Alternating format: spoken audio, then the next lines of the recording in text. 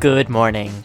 I'm Grayson Hughes, and you're listening to Morning Jam, the indie music morning minicast that starts your day off with songs you were meant to hear. For today, I have chosen a rich, sultry, sort of strange anti-pop song by the legendary Regina Spektor, Small Bills. His destiny was just too big to spend. I heavily respect Regina Spektor. She is someone who may sound familiar to you because she's actually the person who sings the theme song for Orange is the New Black. That's not really why I love her, honestly. It's this album in particular, Remember Us to Life, that I love, and it's probably the one that went unnoticed. It's the one that is most recently released, and I definitely have plans to feature something from that album later on through Morning Jam's life as well. But I love this song because of the beautiful bass behind it, and of course, her voice, the infectious cello that seems to follow through it. Small Bills is such a great song, even if it is a little gloomy.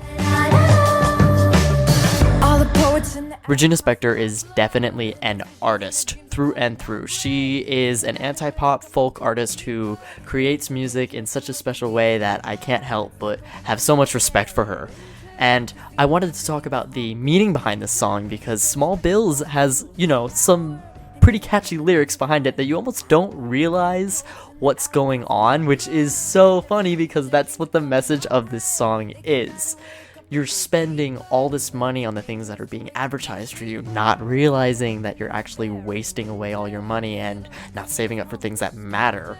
And then she compares this sort of idea to the stifling of artistry, and she talks about poets in the alley coughing up blood and their visions coming up red, as in they're making all this art but nothing's coming out of it but pain. And she sort of blames society for it, but she says if you try to stray them away and tell them that their art is never gonna make it, you're gonna regret it.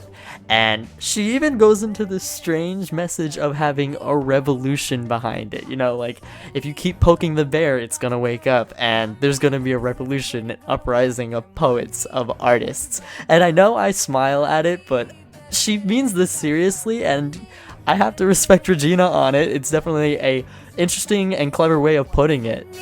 All the poets in the alley coughing up blood. What's really cool is the la of this song that follows throughout.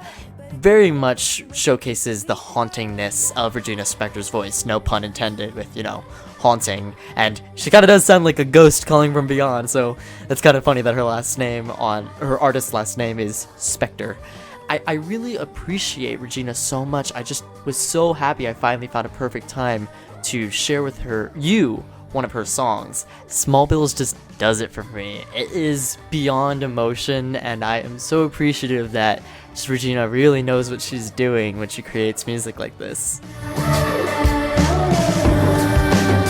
Please don't get too mad at me for choosing such an experimental song. I just wanted to showcase something that I listen to that's more on the fringe of classic pop. Regina is that. I'm Grayson Hughes, and this was your Morning Jam.